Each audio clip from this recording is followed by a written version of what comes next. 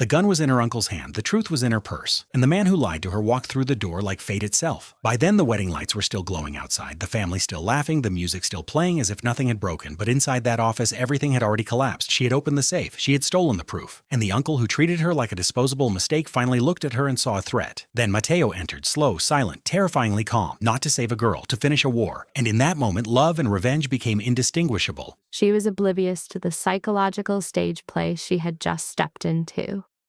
The plan was one of brutalist simplicity, a hired companion as a defensive measure for the wedding of her cousin to her ex-boyfriend. This was a straightforward, tactical maneuver designed to project an image of recovery and deflect familial scrutiny. The man who appeared, however, was not the one she had requisitioned. Her pivotal error, the narrative's inflection point, was her failure to dismiss him. His very presence seemed to override her will. The gravity of his gaze, the set of his shoulders, an unspoken authority that bypassed all rational thought. Her agreement became a reflex, the trap's true design to be revealed only in hindsight. The unchosen man. A meticulously folded contract in her pocket provided a concrete anchor for her logic. Its formal components, the letterhead, the understated signature, a 2-part fee with the initial deposit paid, constructed a fragile edifice of control. This was her narrative counteroffensive, a calculated refutation of her family's judgment, which was the entire purpose. Amber light spilled from the club's doorway as muted music pressed against the windows. She adjusted her dress, centered her breathing, and assumed the bearing her mother had termed a monarch's bearing, a core of granite. But this axiom was a mental framework, not a tangible defense. Her emotional condition was one of meticulous containment, not true numbness. The inciting incident had been delivered a week prior, an ivory invitation marked with the initials G and C, Ginevra Ferrante, and Connor Reed. His name induced a brief dissociative state, leaving her on the floor for almost 2 minutes before she sought the hollow solace of wine. Connor Reed, her partner for 18 months, was marrying her cousin. The very lack of sharp, immediate pain was its own alarming diagnosis. The actual wound was a chronic affliction, a slow drain from the sustained aggressions of her Uncle Augusto and her cousin, whose final judgment was always delivered in silence. She had been assigned the role of the peripheral niece, the daughter of the sister who broke from the family, a designation that kept her perpetually off-kilter. Tonight's objective was to radiate power, not to offer an apology. The contract was the blueprint for her performance. Her eyes scanned the interior for her asset. Tall, dark hair, gray suit, name Felipe. A man at the bar fit the profile. That had to be him. Yet after only 3 steps, he stood and turned, and the entire room dissolved, leaving him as the sole point of focus. He dominated the area without a single movement, his suit the color of a moonless night. His eyes were already locked on her, a definitive sign he knew his target.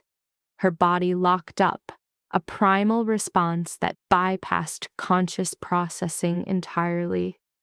The man in the dark suit closed the distance, inclined his head, and a low, resonant voice said, "Serena." It was a declaration, not an inquiry. "Matteo Romano, I am your companion for the weekend." The agency sent a confirmation, Matteo announced, preempting her question about Felipe with a tone that concluded the matter. A last-minute substitution. He delivered this information with such placid certainty that for a second she did not challenge its premise. Her phone remained dormant, buried in her handbag with her dignity and her carefully architected plan. She had received no such confirmation. She could have protested or aborted the mission, but she lacked the will for another conflict. For once, she yearned for a situation to unfold without a fight. He was an unforeseen variable, but the external pressures were immense.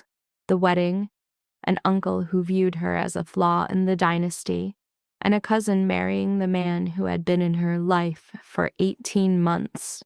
She had no reserves left to formulate a new strategy. "Are you aware of the terms?" she asked, her voice a fragile facsimile of authority. Matteo Romano observed her with a disconcerting stillness. "To escort you to the wedding and to ensure there are no issues. And to convince my entire family that I am thriving." "That is also included," he replied, a trace of amusement coloring his voice. Her knuckles whitened on her purse. "Then we should leave." The car was a void of darkness and silence, infused with the scent of leather and an indefinable fragrance that would brand itself onto her memory. Matteo drove one-handed, his posture having the casual mastery of a man in perpetual control, not from a lack of turmoil, but from a perfected concealment of it. She stared out the window, enacting an indifference she absolutely did not possess. The journey to the Ferrante estate was over an hour. She spent the initial 20 minutes constructing a barricade of rationalizations.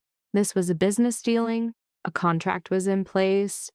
The man driving was not the contracted individual, but the service's function was unchanged. She recited this to herself like someone adjusting frames on a wall to ignore the structural cracks below. Service delivered, wedding survived, family handled. The appearance of simplicity was paramount. Her phone vibrated. It was Ela, her best friend, a savant of vicarious panic. "You have him? How is he? I need a photo. Now." She chanced to look at Matteo. His focus was on the road, his expression a cipher. "They sent a replacement," she wrote back. "It's not the original guy." 3 dots pulsed for an eternity. "What is that supposed to mean, Serena?" She pocketed the phone before her friend's alarm could make her laugh. "Large family?" Matteo asked, his voice cleaving the quiet abruptly. The sudden query jarred her. It took a moment for her to answer. "The kind that measures itself in intensity, not numbers." The corner of his mouth shifted. It fell short of a smile, but it was the first fissure in his stoic exterior. "And the groom?" he inquired, his tone as neutral as a weather report. "He's my ex." I allowed the statement to occupy the space between us. Matteo remained silent for a long moment. Finally, "I understand." "Understanding is not in the brief," I retorted. "Looking as if you're smitten with me is." His eyes cut to me for a single assessing second before returning to the road. "That will not be an issue," he said, and the delivery sent a current deep into my stomach that I consciously chose to ignore. I observed Matteo Romano drive, enveloped in that unsettling calm, his silhouette sculpted by passing lights, and I resolved that for the sheer tectonic shift his presence would cause in my family, he was worth the price. The part of the equation I hadn't yet processed, the truth that would remain hidden for far too long, was that he knew my identity before I entered the club, that the name Serena Ferrante was familiar to him, that the replacement was deliberate, and that the man beside me knew precisely who I was, to whom I was related, and had a specific use for that knowledge. I gazed at the approaching lights of the estate, conscious only of the contract's weight and the silent, radiating warmth of a man too near, who breathed too deeply, and whom I had just admitted into my life. Chapter 2. Arrival at the estate. Serena. Music. The Ferrante estate was a study in quiet power, its wrought iron gates parted with a slow, ceremonial gravity, as if to dignify the act of arrival, and the long jacaranda-lined drive drew one's attention inexorably to the main house. It was a vast, white edifice with verandas on 2 stories and windows that shone like watchful eyes. To the left, horses grazed in a paddock, while a garden on the right had been cultivated over decades to appear artfully wild. I had known this site since I was 12, and it had never lost its power to deliver a visceral blow. The feeling that the landscape was too perfect for someone who was not permitted to belong. Mateo's vehicle came to a seamless stop at the main portico, and before I could take a single bracing breath, he was at my door, opening it with a fluid, economical motion that suggested a task executed on instinct. I took his hand and stepped out, which is when I saw them on the veranda. Aunt Rosanna was motionless, her glass of Prosecco halted on its journey to her mouth, her eyes darting from me to Mateo and back in a frenzied, silent assessment. Beside her, Aunt Bettina gripped Cousin Lara's shoulder as if for stability, while Lara's mouth was agape in a look of such utter shock that on another day I would have found it iconic. An unspoken evaluation occurred over approximately 6 seconds, an interval the subject identified as significant. The male companion, Mateo, then initiated contact, his hand settling on the small of her back with a firm, proprietary weight. This uninvited action served as a wordless declaration of acclaim. The subject registered a physiological response, a surge of heat that she recognized was compromising her ability to think clearly.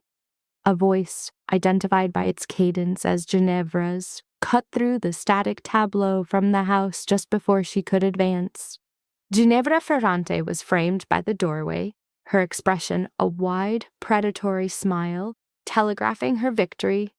She executed a brief hug, her eyes immediately moving to conduct an open appraisal of Mateo.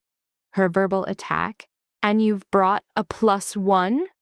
was saturated with subtext. The subject's reply was delivered in a monotone. Mateo introduced himself with a brevity that lacked any hint of deference.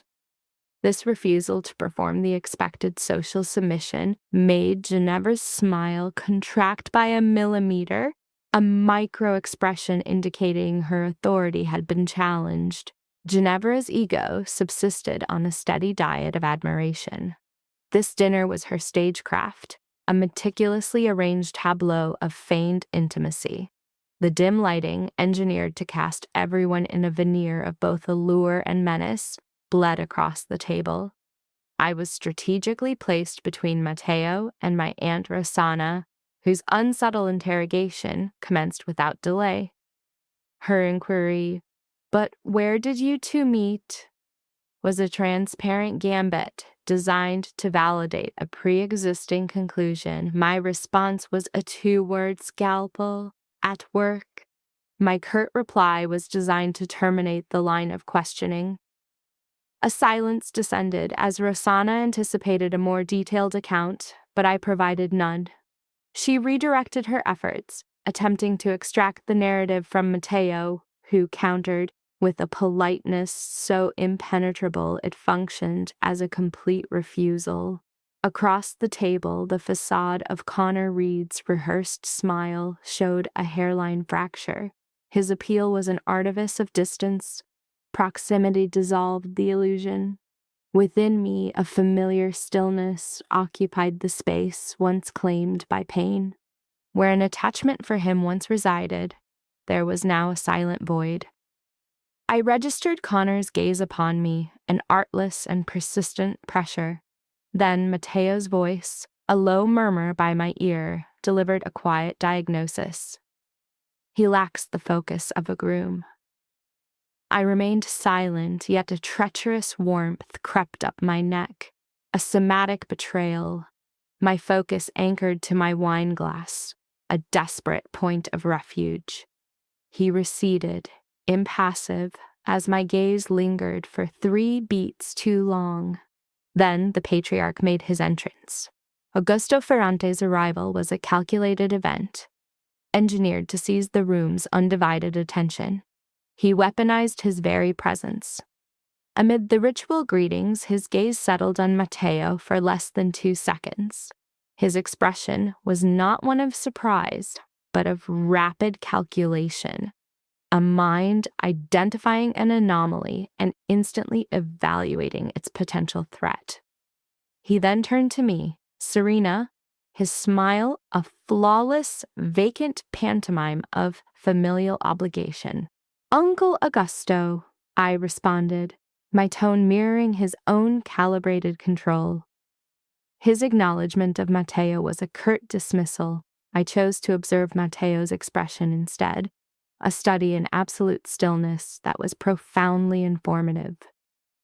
The meal proceeded, a liturgy of recycled anecdotes and rehearsed laughter. Augusto then feigned a need for more wine, a transparent pretext for his movement toward the cellar. I caught the barest flicker of Matteo's eyes tracking his departure, a movement so swift it bordered on imagined. The movement was so fleeting, I questioned its reality. Later, under my own fabricated pretense, I discovered them in a corridor.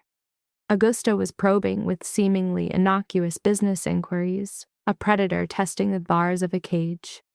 Matteo remained statuesque, his stance closed, conceding no information, offering no conversational opening. The space between them was electric with unspoken conflict. At last, Augusto yielded and withdrew. Then Matteo pivoted, his gaze locking with mine. He knew I had witnessed the entire exchange. No words were exchanged. His expression was a mask of perfect, unreadable calm. That single moment confirmed the parameters of our arrangement had shifted. I broke contact first, returning to my chair. Throughout the remainder of the dinner, I sensed his gaze, a peripheral pressure I was torn between resisting and inviting. Chapter 3. My emergent emotions were a hazardous variable. In our room, I attempted to reassert control of the dynamic. "You take the bed," I declared. "I'll take the sofa." Matteo entered, his gaze performing a rapid, tactical sweep of the space. His response was a single, decisive syllable. "No?" Then, with more weight, "No, the bed is yours." The finality in his tone precluded any debate as he proceeded to inspect the closet. My rehearsed arguments dissolved, the conflict resolved before it could commence.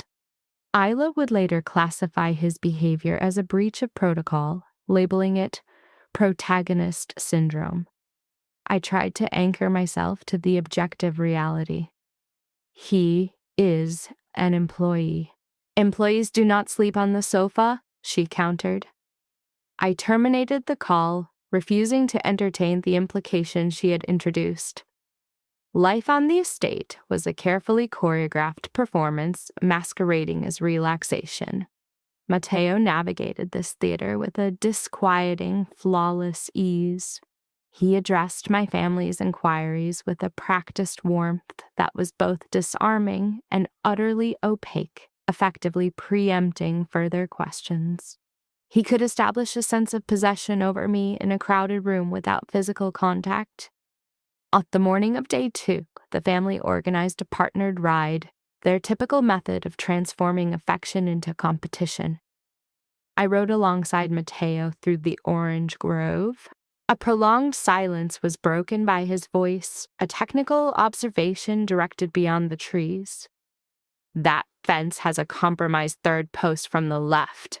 I verified his assessment. It was accurate. "Are you familiar with farms?" "Properties," he amended, the distinction serving as both correction and barrier. "Is there a meaningful difference?" The edge of his mouth twitched, the ghost of a smile, but not the expression itself. "Marginally." His remark reverberated in my mind for the remainder of the ride, an unsolved puzzle. Isla was predictably persistent. "Okay, but Are you having actual conversations? On occasion, I replied. What does that signify, Serena? You understand the real question.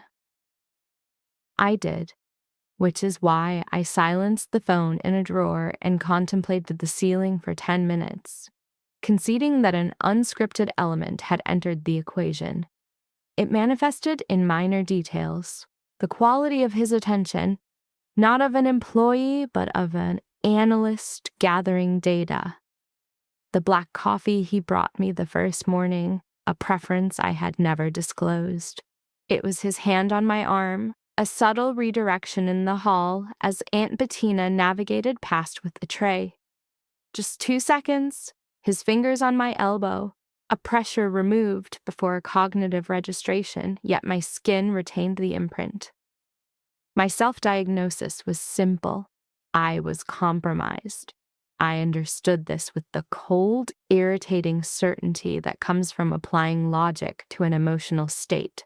Connor located me on the third afternoon. I was rereading the same page on the veranda when he materialized with 2 lemonades and a smile that once held destructive power. Now it was merely a familiar, irrelevant melody. May I join you? He inquired, already claiming the adjacent chair. You are, I noted, my eyes fixed on the page. He placed a glass beside me and delivered a practiced observation. You look well, thank you. It is an assessment, not a compliment. A pause. You appear different. I am. I turned the unread page. He leaned in, his voice lowered. Who is he, Serena? My boyfriend, I stated, the words delivered with the detached neutrality of a weather report. A silence. You never mentioned a relationship. You never inquired. I deliberately closed the book and met his gaze. A peculiar sense of liberation settled over me as I recognized his face now elicited nothing beyond a quiet weariness. And even if you had inquired, Connor, your wedding is tomorrow. What material difference would it have made? He offered no response, staring into the garden as if confronting his own reflection. I returned to my unreadable page, and we remained in that quiet until he rose and departed. Only as his footsteps receded did I register Matteo in the doorway. He stood, arms crossed, his expression unreadable, yet his silent appraisal of the scene was unmistakable. He made no reference to the encounter. He simply crossed the space, occupied the chair Connor had vacated, and after a moment indicated the abandoned drink. Lemonade? I looked at the glass. It is disposable. A subtle expression touched Matteo's mouth. I anticipated as much. The third night was oppressive with heat. I lay fixated on the ceiling while Matteo read on the sofa. The silence was not an absence but a palpable presence. Is this your default state? I asked the darkness. A pause. Clarify the state. This quiet, the lack of compulsion to fill silence with sound. I heard the soft closure of his book. Most people speak to avoid thought, he responded. I practice the inverse. I shifted my head on the pillow to face him. He was reclining on the sofa, one arm cushioning his head, his own gaze directed at the ceiling. The dissonance of this formidable, controlled man confined to a couch of inadequate size, a discomfort he never acknowledged, provoked a sharp, internal sensation I refused to analyze. You are not obligated to sleep there, I stated, severing my own train of thought. He turned his head, our eyes connecting for a period just beyond casual, yet shy of definitive meaning. I am aware, he said, returning his focus to the ceiling, utterly still. I observed him for a hazardous interval before resuming my own contemplation of the dark. The oppressive night continued, dense with an unarticulated tension. The near event on the second-floor veranda the next afternoon can be attributed solely to environmental factors. Below, the family was engaged in lawn games. I had retreated upstairs for a superfluous sweater, a pretext to evade Aunt Rosanna's repetitive inquiries. Mateo's appearance behind me was both unannounced and silent. When I turned in the hallway, his proximity was unexpected. The corridor was narrow, illuminated by a late afternoon sun that seemed to sanction poor judgment. He did not retreat, nor did I. We remained fixed in that space for an immeasurable duration. The space separating us was the physical metric of a decision in abeyance, his gaze locking with mine with a quiet force that dismantled my composure, with an efficiency I had begun to resent. Then, with the punctuality of an inevitability, the aunt's approach was audible on the stairs. I recoiled. He remained for a fraction of a second, as if assessing the intrusion before departing with a composure that resolved nothing. Downstairs, holding the unnecessary sweater, I stared without seeing at the game. Aunt Rosanna discussed teams. Ginevra laughed at a remark from Connor. The sunset was a sublime spectacle, wholly detached from my psychological turmoil. Later, awake in the darkness, listening to Mateo's steady breathing, I finally acknowledged that for 3 hours I had resented the aunt's arrival. Upstairs, in a separate room, Mateo Romano also greeted the dawn, a parallel vigil of which I was then unaware. One day out from the wedding, the central premise was already compromised. The house vibrated with a stress the Ferrante family insisted was excitement.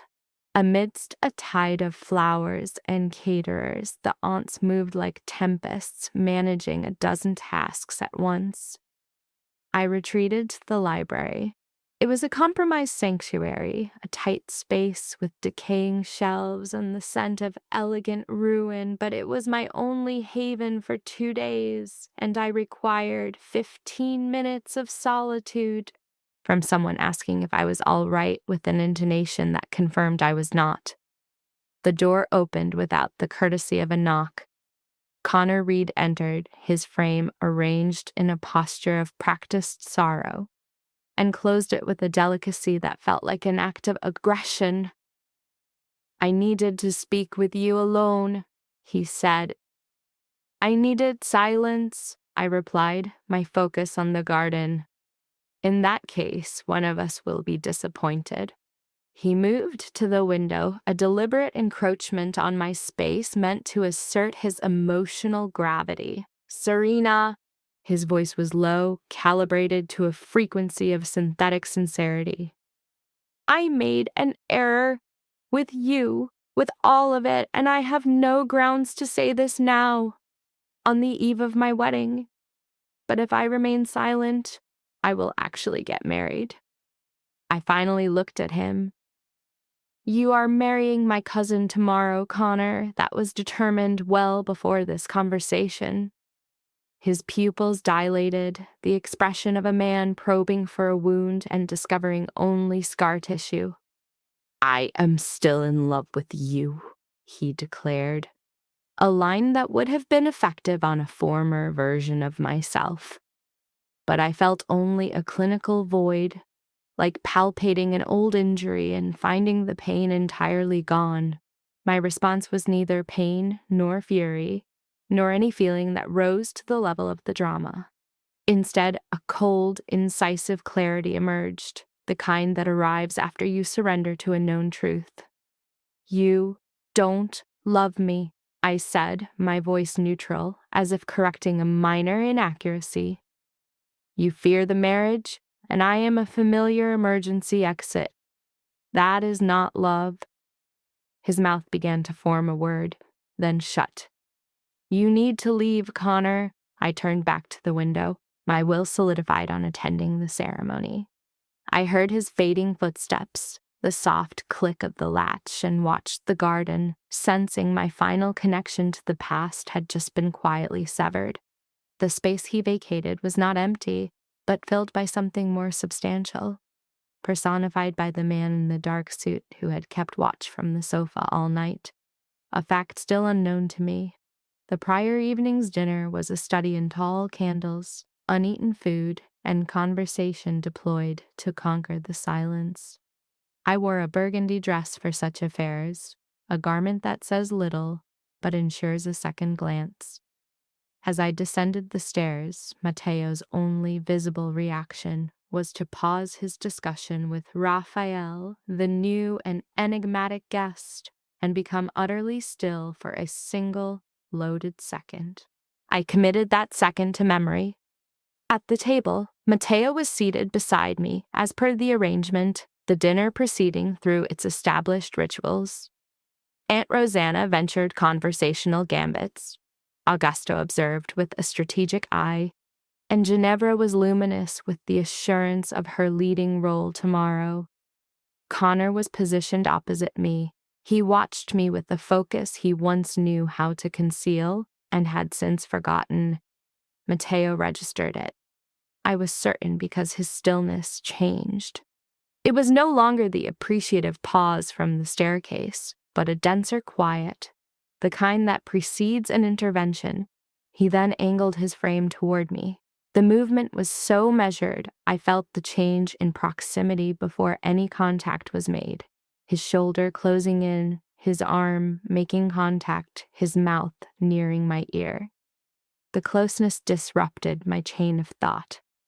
"Look at me," he murmured, a low directive for my ears alone. I turned my head toward his, and all separation ceased to exist. The professional parameter we were meant to observe had dissolved. There was only his face, his dark eyes illegible. As the ambient noise of the party receded to nothing, he brought his hand to my face with clear intent, his fingers brushing my chin in a light test before he kissed me. It was not a tentative kiss. It was not a tactical display for our audience.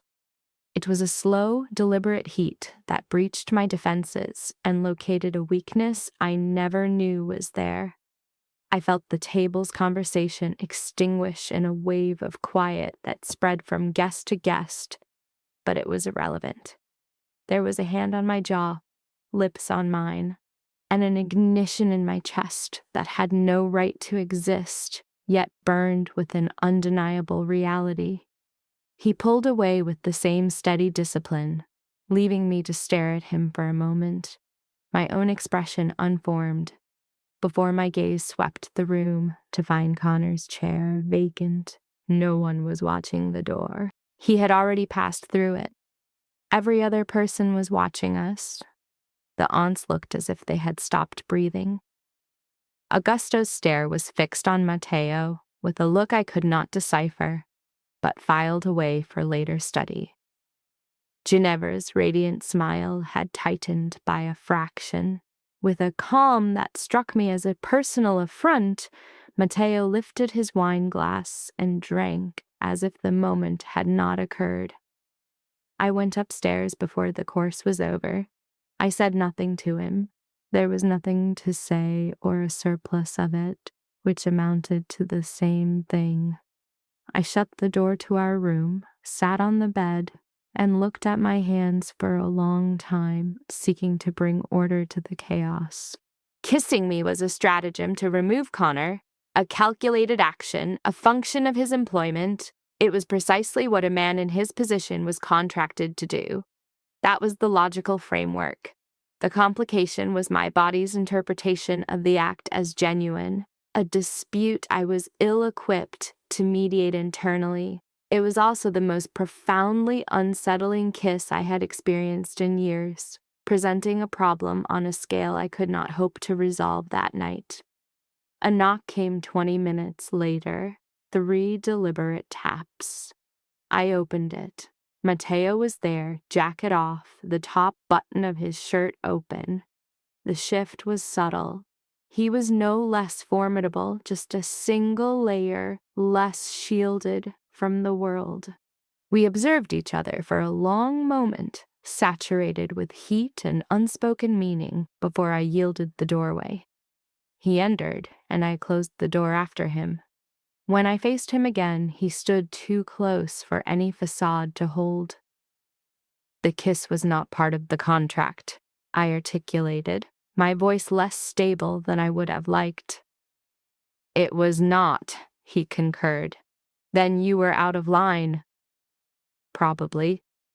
He did not cede any ground as he spoke, and I held my position. A strange current sparked between us. Not merely desire, nor only conflict, but both, fused together in a space too small to hold them. You kissed me in front of everyone, I said, the words a hybrid of accusation and question. Yes, his voice was a low, calculated sound. He inclined his head, a minute shift that consumed the last vestige of distance between us, a space I felt more than I saw. Serena, he said, and my name on his lips was an intentional choice, not protocol, and it carried an unprecedented weight. That was for their benefit. This is for mine. I took a breath to form a rebuttal. I had one, cogent and prepared, an entirely valid objection, and then his mouth was on mine, a slow, consuming hunger that rendered it moot. The kiss was an escalating tide of warmth, our tongues meeting in a private dialogue, both question and answer. His hand slid to my waist, moving beneath my shirt to warm my skin. I exhaled against his mouth as my body gave its assent to his touch. He guided me backward to the wall with a purposeful gentleness, his solid frame aligned with mine. I felt the hard evidence of his arousal as my fingers undid the buttons on his shirt, liberating the heat of his skin. My hands charted the firm lines of his torso down to the edge of his trousers. He released a soft, sharp breath as my hand found him, his pulse a frantic rhythm in my palm. With expert grace, he lifted my skirt, his fingers finding my center. They entered me slowly, moving with a practiced precision while his thumb drew slow, perfect circles. A tremor ran through me, stealing my breath as my hands gripped his shoulders. And then he lifted me. My legs secured themselves around his waist, a purely reflexive action. In a single penetrating motion, he was inside of me, creating a full, stretching ache. Our bodies discovered a desperate, unified tempo. Each thrust took us deeper into the spiraling sensation. The pleasure intensified, an inexorable wave. When the release arrived, it was a cataclysm.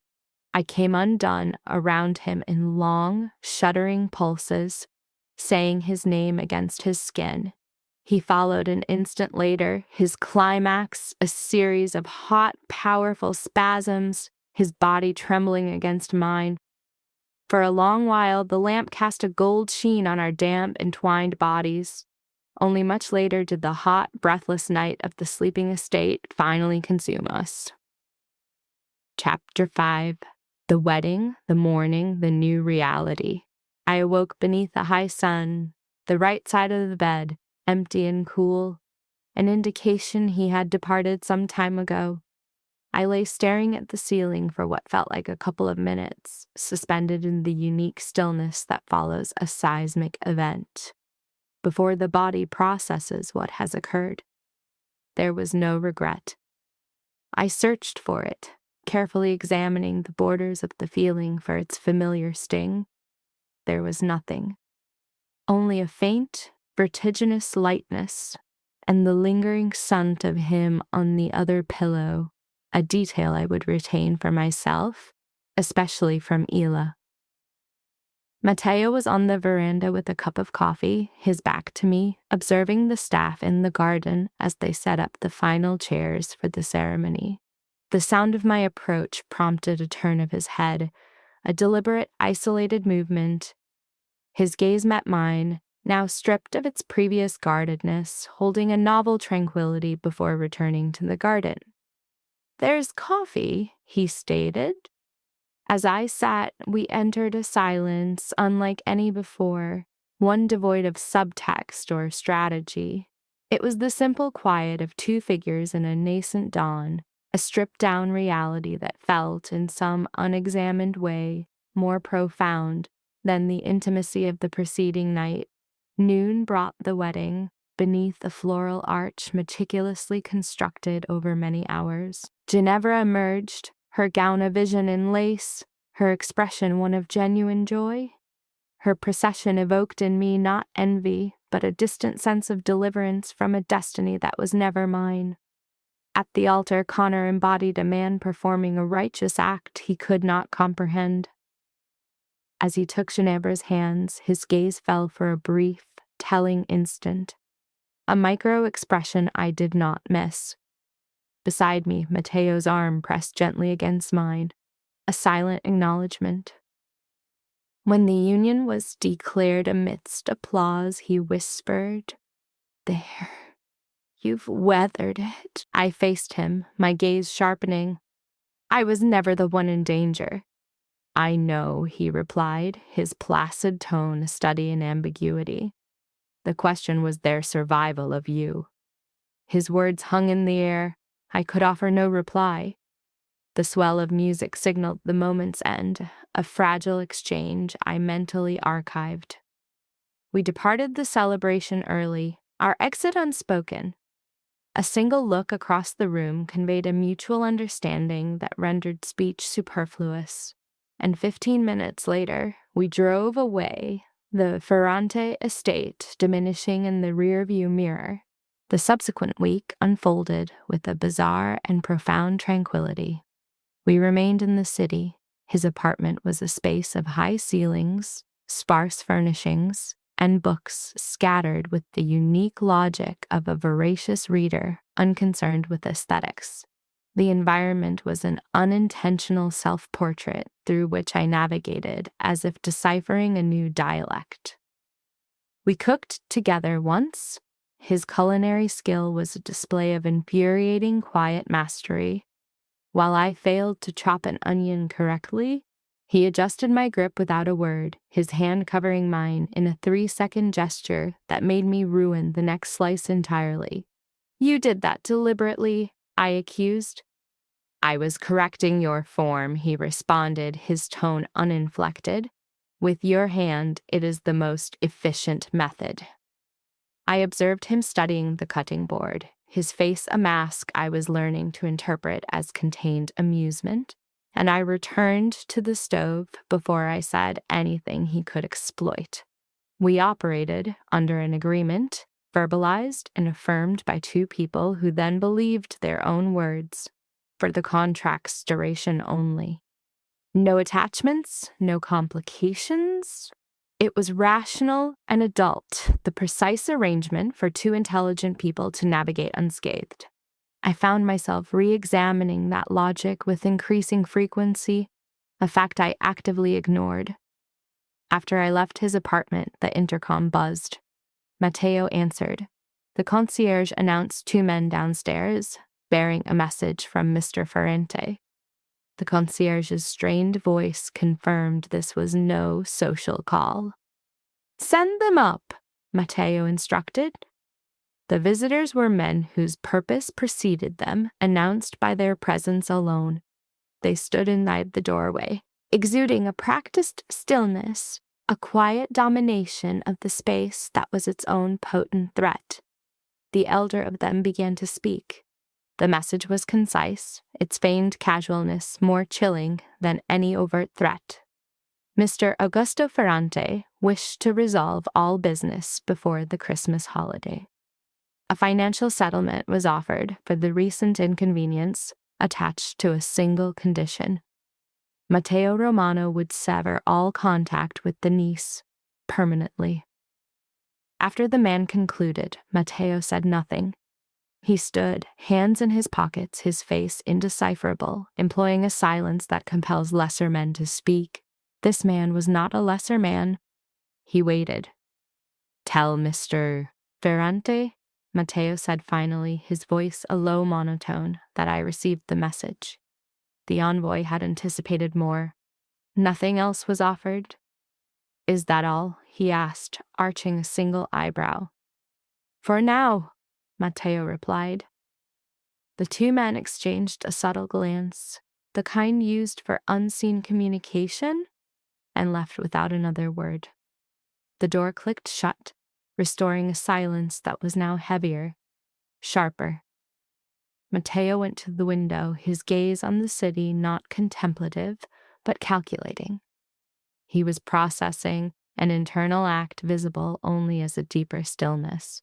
Augusto had used Serena as a bargaining chip, inserting her name into a negotiation as a transactional figure. He did so with the ease of a man who had viewed his niece as a movable asset for so long he no longer saw it as a transgression. Matteo knew this history. His research on the Ferrante family dynamics had revealed her position, or rather her lack of one, the peripheral niece, daughter of the sister who erred, a name on records but never a presence in strategic discussions. No dossier could have prepared him for the fact of her tenacity as the ground gave way beneath her, the wit she wielded as a shield, which was somehow the truest part of her, the clean finality of her dismissal of Connor, not with drama, but like closing a window against a storm. He had entered the club with a perfect plan, every piece set. Yet between the jacaranda blossoms and a kitchen knife, the logic held, but the mission was lost. His phone vibrated. It was Raphael, his shadow, reporting on Augusto's men leaving below.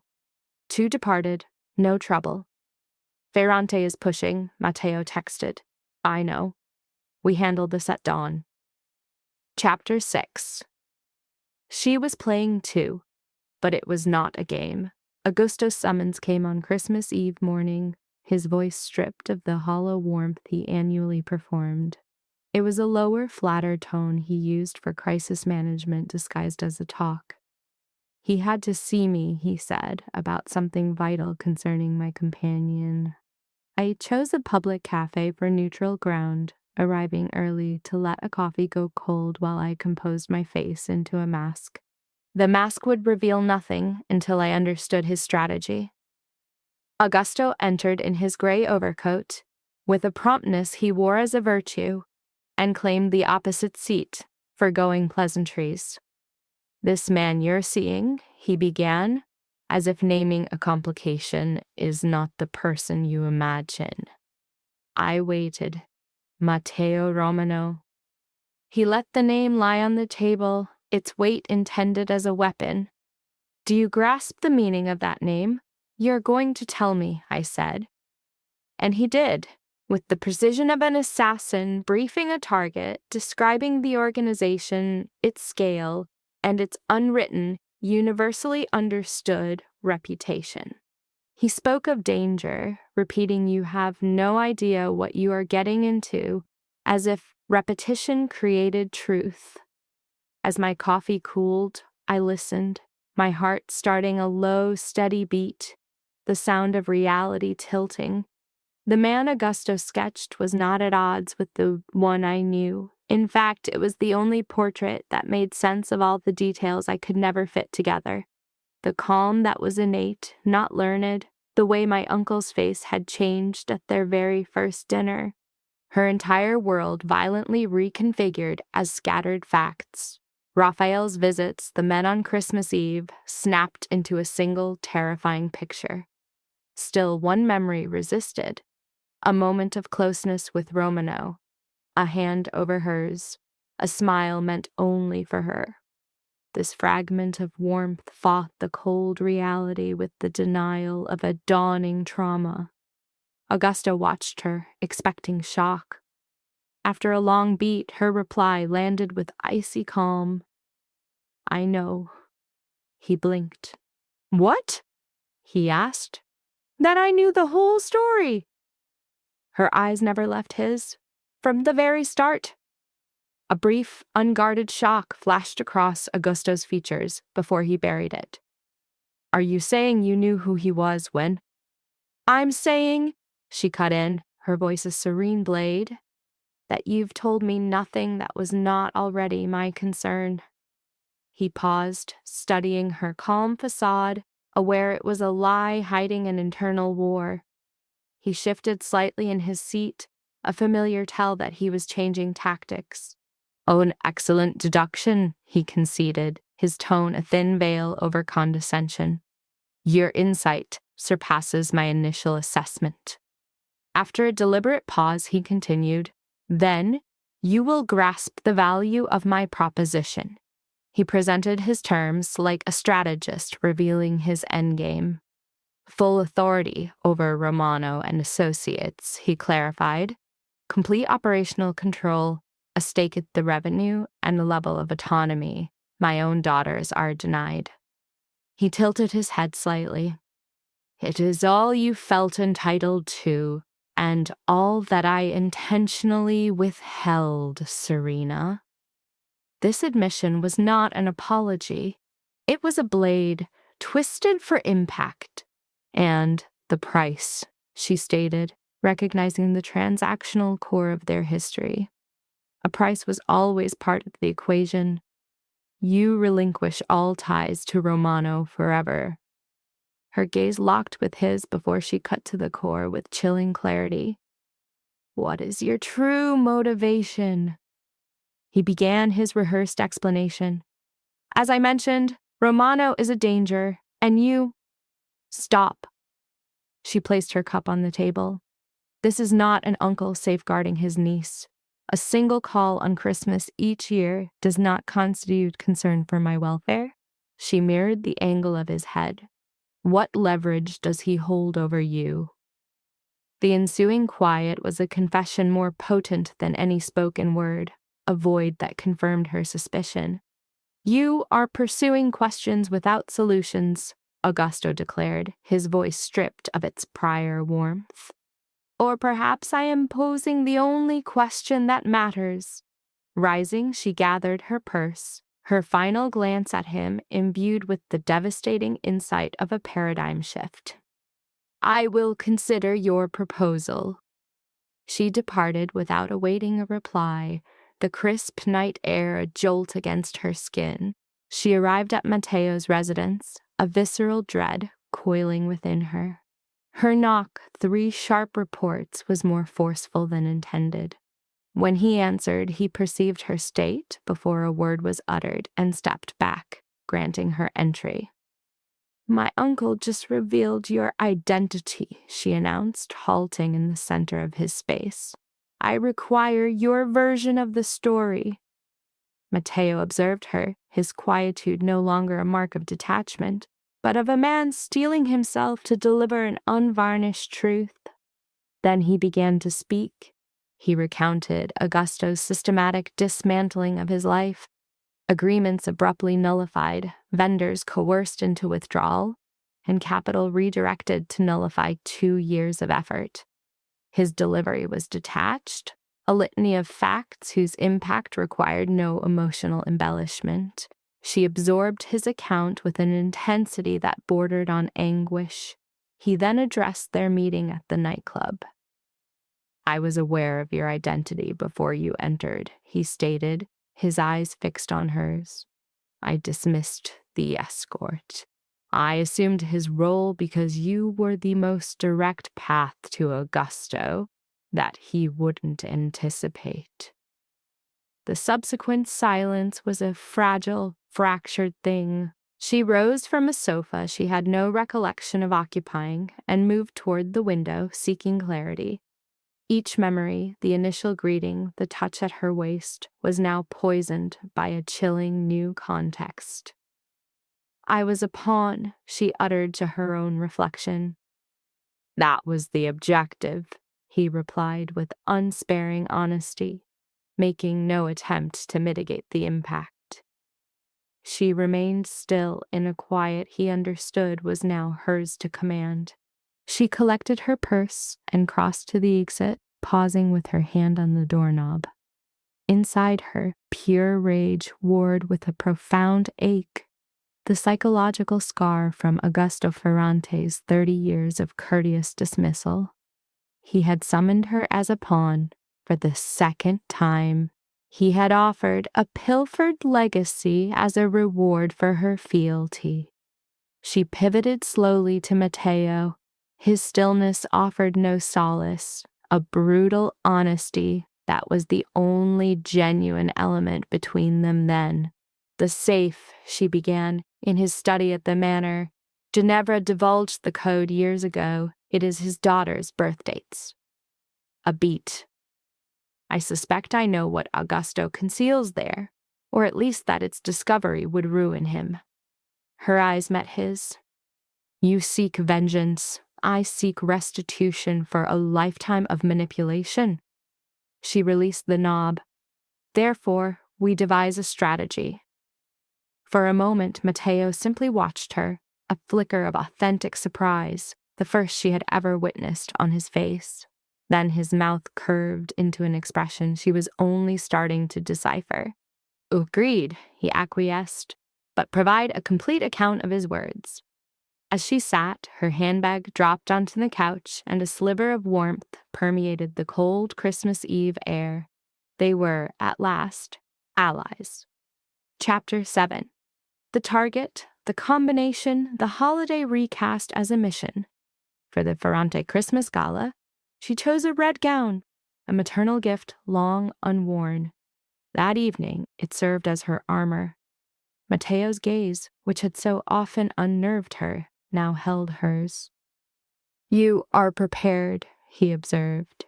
It was a declaration. "I am," she confirmed, her voice holding a certainty that had been absent for years. He presented his arm, and she accepted. They entered the Ferrante estate for her 12th Christmas within its walls, but the first with a clear objective.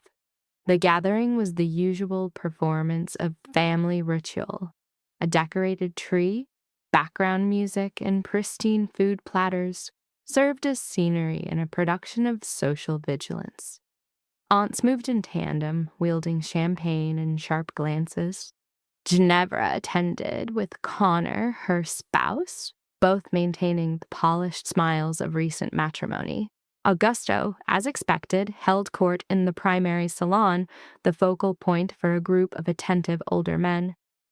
He acknowledged her arrival with a mechanical kiss on her forehead, his gaze briefly shifting to Matteo before returning to hers, his smile devoid of warmth. "Serena, a pleasure to see you." "I wouldn't have missed it," she replied with matching artifice before moving for a champagne flute she never intended to drink. Outside, Raphael Conte and two associates studied a property schematic on a phone. Matteo's strategy was a study in precision. Raphael secured the secondary exit. A second operative watched the corridor to the study. A third remained with the vehicle, engine on. Her objective: penetrate the office, open the safe, and retrieve the contents. The plan's simplicity was by design, intended to soothe the palpable anxiety she felt. For 40 minutes, she played her part. She feigned engagement with Aunt Rosanna's discussion of catering, acknowledged Ginevra's recital of honeymoon details, and monitored Augusto's deliberate, entitled gait, the walk of a man assured of his own power. For the first 20 minutes, Matteo's proximity was a stabilizing influence. Then, with casual expertise, he integrated himself into Augusto's entourage. This, she knew, was the distraction. As her uncle's focus shifted to Matteo Romano, her opportunity emerged. She moved down the hall under the pretense of finding the powder room. Augusto's study, with its imposing dark door, had always been a bastion of her exclusion. With a composed hand, she entered, shutting the door silently behind her. The room carried the scent of aged documents, furniture polish, and the ghost of a cigar enjoyed by a man of disciplined appetites. A large desk was the room's centerpiece, flanked by bookcases. The safe itself was concealed by a painting she first observed at the age of 14. She recalled interrupting him that day, seeing a look on his face she couldn't decipher then, but which was now perfectly clear. She removed the artwork. Behind it was a small gray vault with a digital keypad, A memory of Ginevra's voice echoed, a casual remark that was now a vital clue. My father is a man of habit. Did you know he sets every passcode to his daughter's birthdays? It is entirely predictable. Serena could almost hear her sister's laugh. She input Ginevra's date of birth. Access denied. After a steadying breath, she tried Lara's. A distinct click broke the quiet as the mechanism disengaged. Within, she found a dense envelope, documents, and a small black data drive. She paused, absorbing the weight of a history that began long before her. Then she collected the items and secured the vault. At that moment, she detected footsteps. Their cadence was not that of a wandering guest, but of someone with intent. There was no time to replace the painting. Augusto appeared, his face validating the distrust that had followed him all night. His actions were precise. He secured the lock, observed the exposed wall, and glanced at her purse.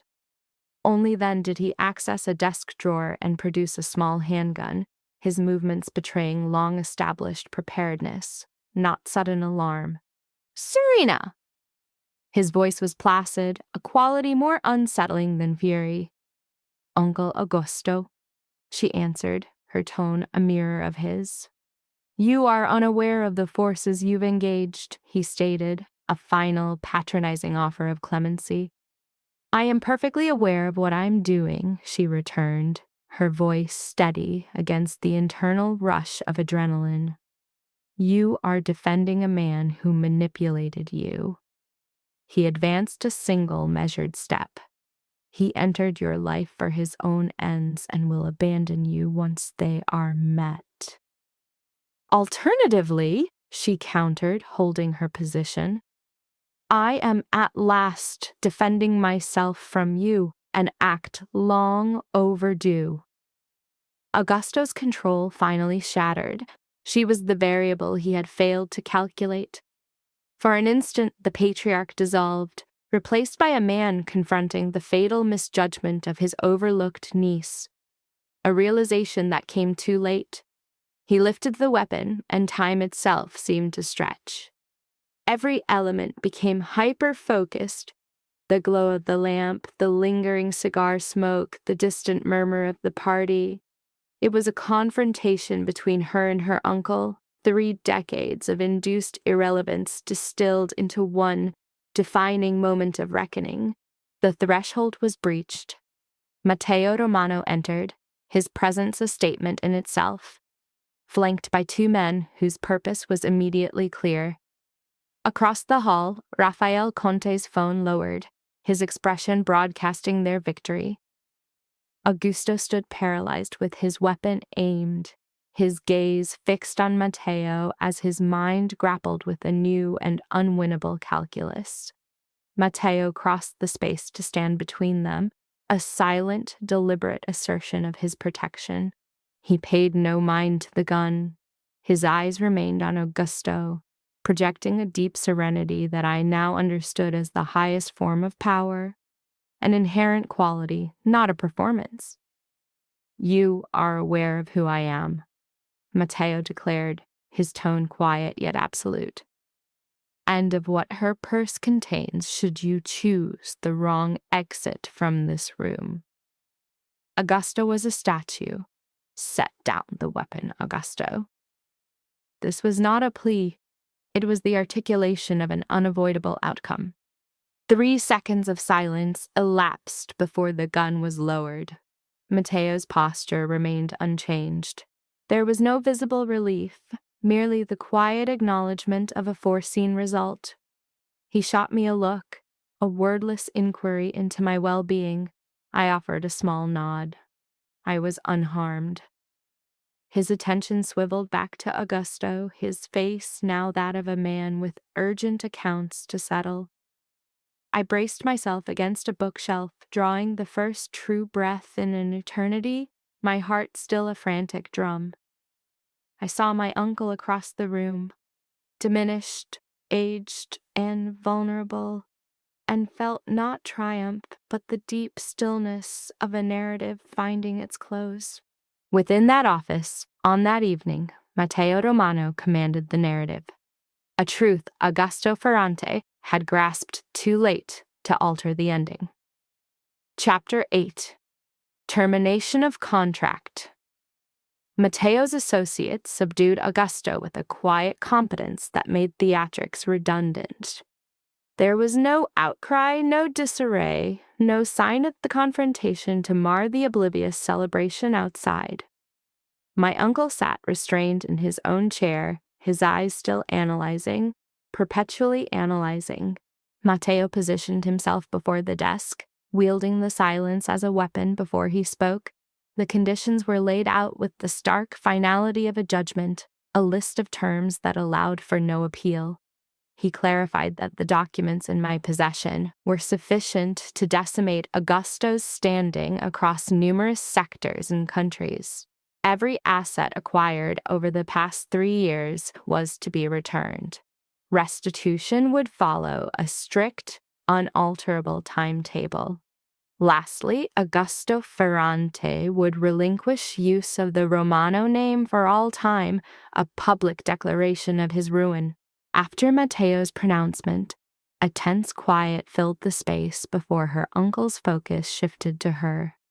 A new emotion took hold of his expression, so alien it took her a moment to identify it. It was the look of a creator watching his world turn to ash. She remained silent. Words were now meaningless, incinerated by the revelations of the past 15 minutes.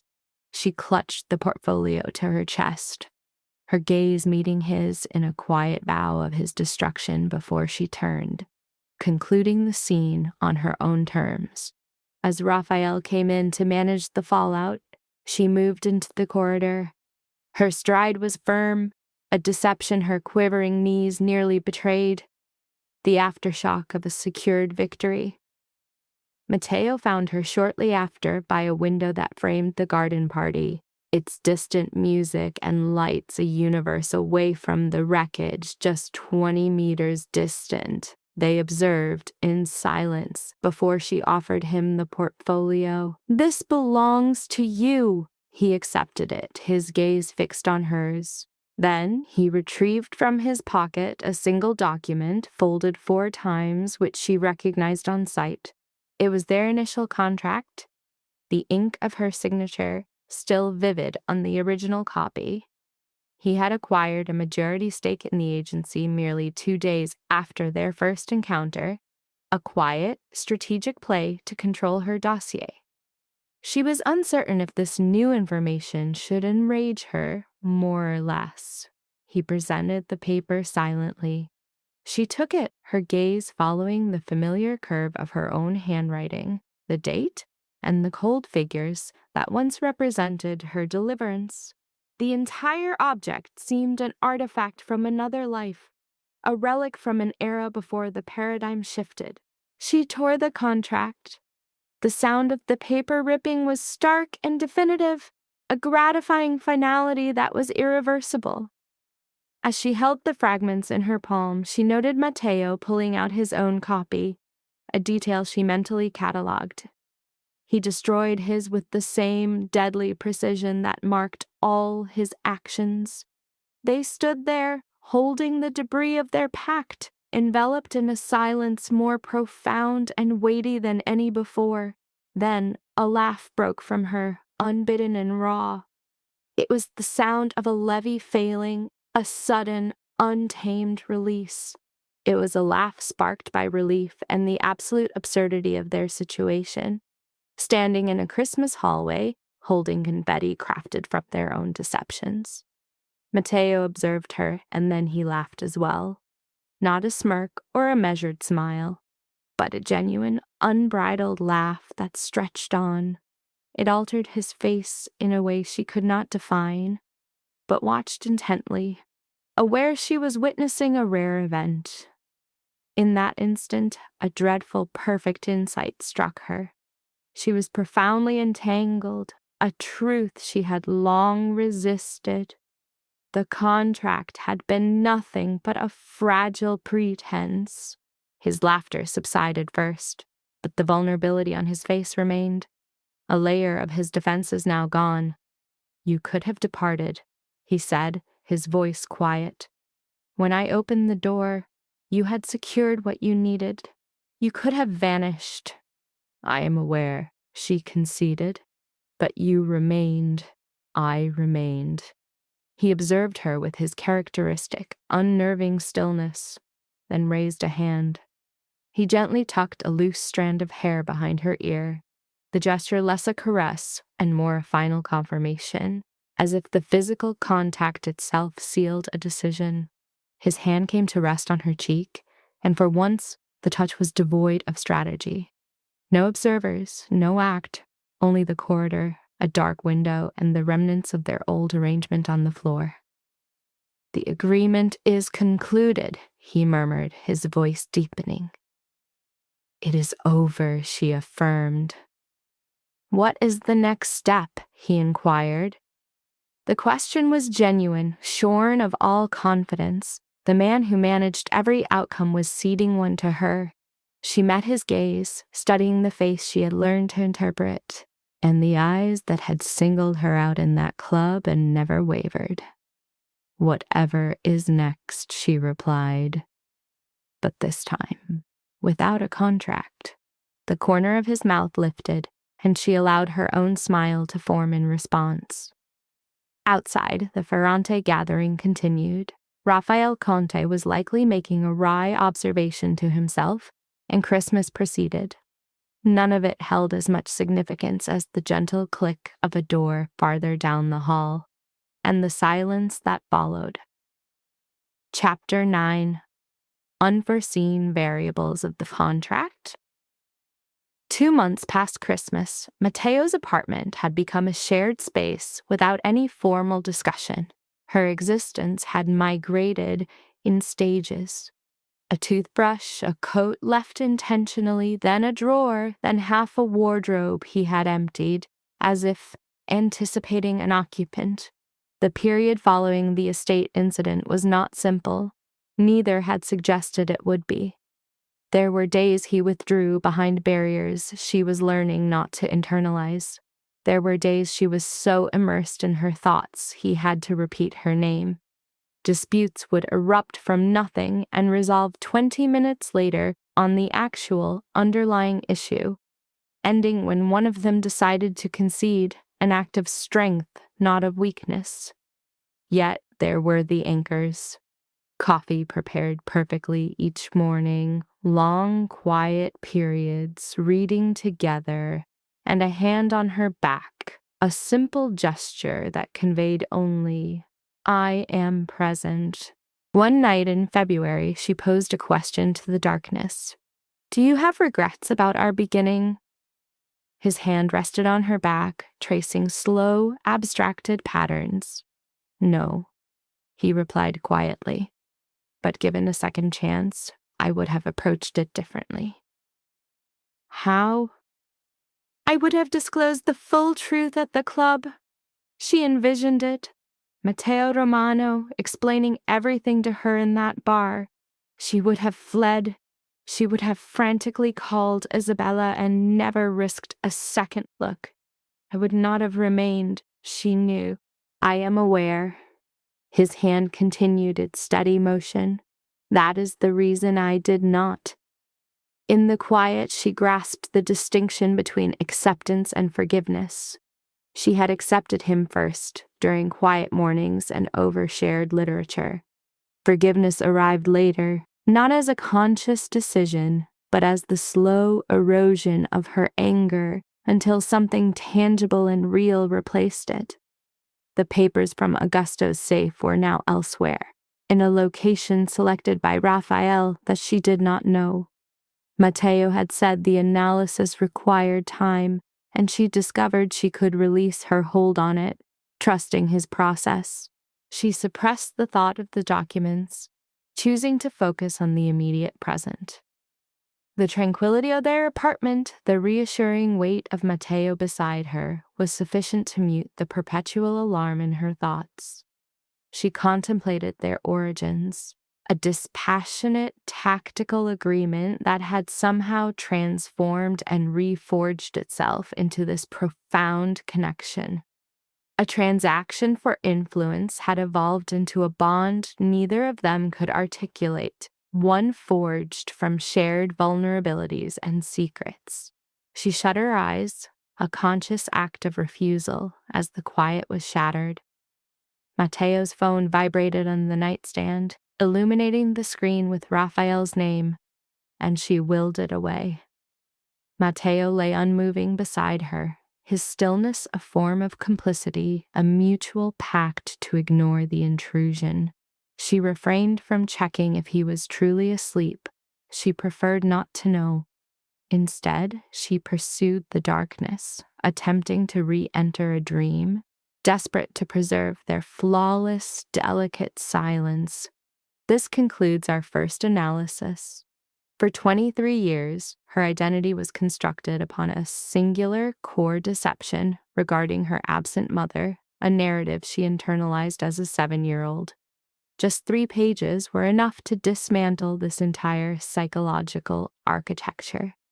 The document's revelations recontextualized her history and fractured her very being.